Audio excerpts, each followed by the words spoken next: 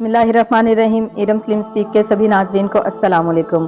अजीज़ान मोहतरम, ये वाक़या है नजफ़ में रहने वाले उस इंसान का कि जो बेइंतहा रोता गिड़गिड़ाता रहा।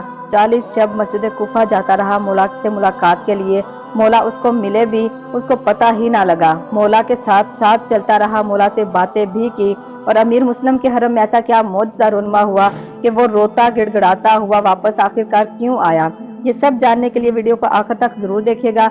और जो मेरे चैनल पर नए हैं प्लीज मेरे चैनल को सब्सक्राइब कर दें और वीडियो को लाइक और कमेंट में लब्बैक या हुसैन लाजमी कहिएगा। अजीज़ान मोहतरम, वीडियो शुरू करने से पहले एक छोटी सी आपसे दरख्वास्त है कि प्लीज़ मैं कुछ ये दुआएं पेश कर रही हूँ, इनमें आमीन ज़रूर कहिएगा। ये मेरे चंद बहन भाई हैं जिन्होंने दुआओं के लिए कहा है, तो सॉरी सबका नाम लेके नहीं कह सकती, वीडियो बहुत लंबी हो जाती है।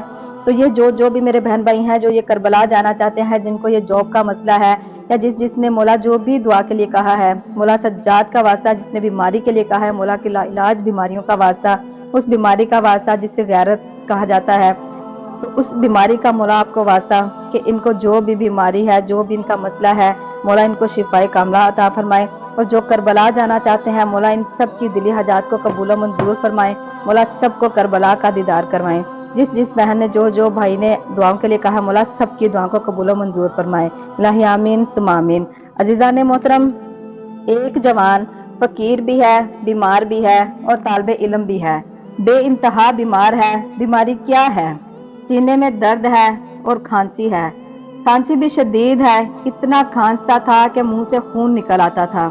सालों गुजर गए लेकिन इसकी खांसी ठीक नहीं हुई। ये जवान मदरसे से निकला, मौला के हरम की तरफ बढ़ा। जैसे ही हरम की तरफ बढ़ा, रास्ते में उसे एक जवान अरब खातून लड़की नजर आई। यह उस्न था, मुत्तकी था, परहेजगार था। जैसे ही निगाह उस पर गई, इसने फौरन निगाहों को झुका दिया और एक देखता है कि एक दुकान है, उसके साथ एक घर है। वो खातून उस घर के अंदर चली गई, सीधा मौला के हरम में गया। कहता, मौला जवान हूँ, शादी की जरूरत है, बीमार हूँ, फकीर हूँ, मौला मेरी शादी करवा दीजिए। हरम से बाहर आया और मदरसे के मौलाना के पास गया और कहने लगा कि किबला मेरा रिश्ता लेकर जाइए। तो वो कहते कि किसके पास जाऊं? तो ये जवान कहता कि वो दुकान है, एक उसके साथ घर है, जाके पूछिए कि अगर वो मुझे बेटी देते हैं। तो मौलाना साहब रिश्ता लेने गए तो उस लड़की के बाप वो कहता कि किसके लिए चाहिए आपको रिश्ता? तो उन्होंने कहा कि एक तालिबे इल्म है, फकीर है, इतना अमीर तो नहीं, गरीब है। तो कहते कि ठीक है, हम एक हफ्ते के बाद बताएंगे कि बेटी का रिश्ता देना है कि नहीं देना। हफ्ता गुजरा, जवाब नहीं आया। तो वो दोबारा गए कि क्या जवाब है? तो उसके बाप ने कहा कि हमने रिश्ता नहीं देना। कहा रीजन उसका ये था बाप का।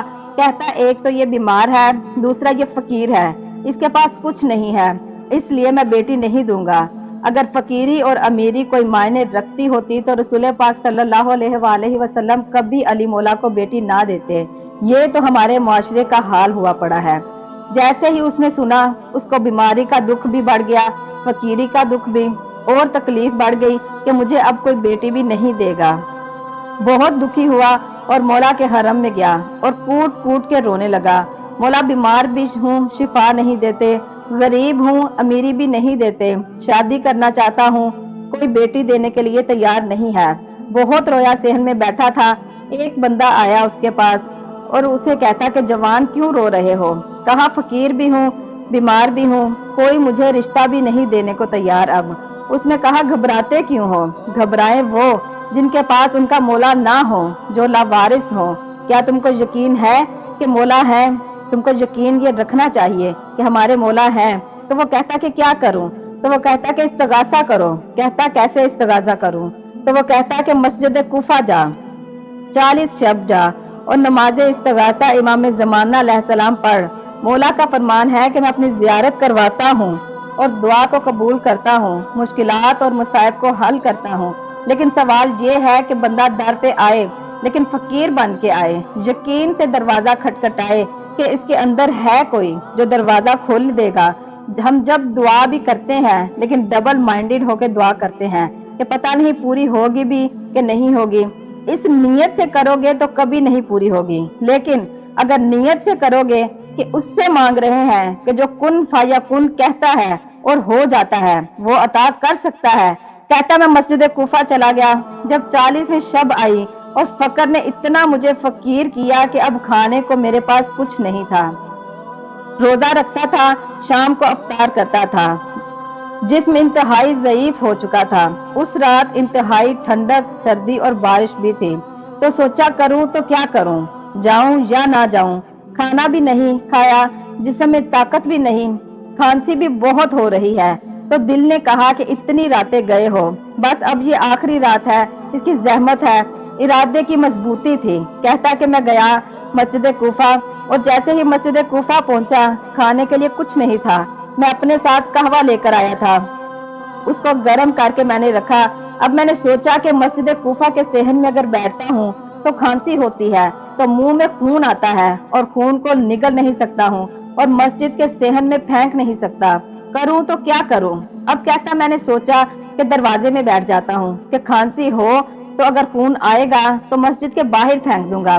میں نے قہوے کو گرم کر کے رکھا اور دور سے میری نگاہ گئی کہ ایک بہت ہی خوبصورت سا نوجوان آ رہا ہے جو کہ میری طرف بڑھ رہا ہے۔ تو جب وہ میرے قریب آئے، میں نے سوچا کہ مہمان ہے اور کچھ نہیں میرے پاس تو قہوہ ہے، میرے پاس وہ میں پلا دوں گا۔ کہتا جیسے وہ آگے بڑھے مجھے کہتے کہ شیخ حسین پریشان نظر آ رہے ہو۔ کہتا اس نے مجھے میرے نام سے پکارا۔ میں نے کہا بیٹھ جائیے اور قہوہ پی لیں۔ تو وہ کہتے کہ شیخ حسین پریشانی کس کی ہے؟ میں نے کہا کہ فقیر ہوں۔ کہتے شیخ حسین تمہارے حق میں یہی ہے کہ تو فقیر رہے، فقیری ہی تجھے میرا متیر بنائے گی، امیری تیرے حق میں نہیں ہے، بتا اور مسئلہ کیا ہے؟ کہا کہ سینے میں بڑی تکلیف ہے، کھانستا ہوں تو خون آتا ہے، اتنے سال گزر گئے، بیماری نے زندگی کو عجیب کر دیا ہے۔ کہتے شیخ حسین قہوہ نہیں پلاؤ گے؟ کہتا ایک ہی کپ تھا، میں نے اس سید کو دے دیا، زیادہ نہیں، اس نے صرف اپنے ہونٹ لگائے اور مجھے ہاتھ میں قہوہ دیا اور کہا کہ قہوے کو پی لو۔ کہتا توجہ بالکل نہیں تھی کہ آخر یہ کون ہے، تو میں نے قہوے کے وہ 2 گھونٹ پیے اور یہ کہہ کر وہ کھڑے ہوئے۔ میں نے کہا سید کہاں جا رہے ہو؟ کہتے مسلم کے پاس جا رہا ہوں، 2 نفل پڑھوں گا۔ میں نے کہا سید میں بھی ساتھ چلوں گا۔ کہتے چلو۔ اب سید آگے آگے، میں پیچھے پیچھے۔ ایک مسجد کے بیچ میں وہ سید رک گئے۔ میں نے کہا سید رک کیوں گئے؟ انہوں نے کہا کہ یہ مقام ابراہیم ہے، 2 رکعت نماز پڑھنا چاہتا ہوں۔ میں نے کہا پڑھیے۔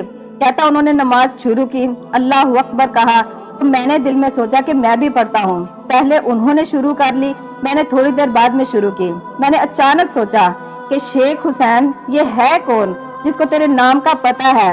تو اچانک خیال آیا کہ یہ وہی تو نہیں جس کا انتظار 40 ہفتوں سے کر رہا ہوں، وہی تو نہیں جس کے دیدار کو 40 ہفتے سے تڑپ رہا ہوں۔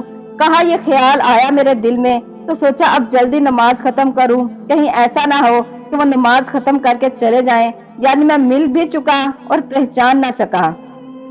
کہتا جلدی میں نے نماز کو ختم کرنا چاہا اور میں نے دیکھا اس کے اطراف میں ایک نور کا اجالا تھا، ایک نور نے ان کے وجود کو کور کر لیا تھا۔ نماز جیسے ختم کی، میں نے فوراً امام زمانہ کے دامن کو پکڑ لیا۔ میں نے کہا مولا بڑی مشکل سے زیارت ہوئی ہے، آپ نے وعدہ کیا تھا مسلم کی زیارت تک ساتھ چلنا ہے، اس لیے ساتھ چلیے میرے۔ کہتا وہ کھڑے ہوئے، یہ آگے آگے، میں ان کے پیچھے پیچھے تھا۔ جب مسلم کی قبر تک پہنچے تھوڑی دیر وہاں پہ کھڑے رہے، امیر مسلم کی قبر پہ۔ اس کے بعد میرے مولا مجھے نظر نہیں آئے۔ شیخ حسین کہتا کہ میں روتا گڑ گڑاتا رہا کہ میرے مولا میرے سامنے تھے اور میں مولا کو پہچان نہ پایا۔ کہتا میں وہاں پہ امیر مسلم کے روضہ مبارک سے گڑ گڑاتا ہوا روتا ہوا مدرسے تک واپس آ گیا۔ کہتا دوسرا دن ہوا، میں مولا علی کے حرم میں زیارت کو گیا اور جیسے ہی میں چلنے لگا میں نے دیکھا اور میں نے محسوس کیا کہ شیخ حسین تیری کھانسی کہاں گئی؟ کہتا کھانسنا ختم ہو گیا تھا، سینے کو شفا مل گئی تھی۔ میں نے کہا یہ اسی قہوے کا اثر تھا جس کو سیدہ فاطمہ الزہرا کے لال نے اپنے لبوں سے مس کیا تھا۔ کہتا میں مولا کے حرم کی زیارت پہ روتا ہوا مدرسے کو پھر واپس آ گیا اور مولا کا شکر ادا کیا۔ صبح کا وقت تھا، دروازے پر دستک ہوئی تو میں نے دیکھا اسی لڑکی کا باپ ہے جس نے مجھے جواب دیا تھا۔ کہتا حسین طبیعت کیسی ہے؟ میں نے کہا قبلہ ٹھیک ہے۔ کہتا سینے میں درد کیسا ہے؟ میں نے کہا کہ میرے آقا نے مجھے شفا دے دی ہے، میں بالکل ٹھیک ہو چکا ہوں۔ کہتا آپ کیوں آئے ہیں؟ कोई वजह है? कहता अपनी बेटी का रिश्ता लेकर आया हूँ, तुझे अपनी बेटी देने आया हूँ। तो वो शेख हुसैन कहता कि पहले तो दी नहीं थी, अब क्यों आए हैं? तो वो कहता शेख हुसैन मेरी शिकायत इमाम जमाना से ना किया कर, वो मुझसे नाराज हो गए थे। अजीजान मोहतरम, इसको कहते हैं पक्का ईमान।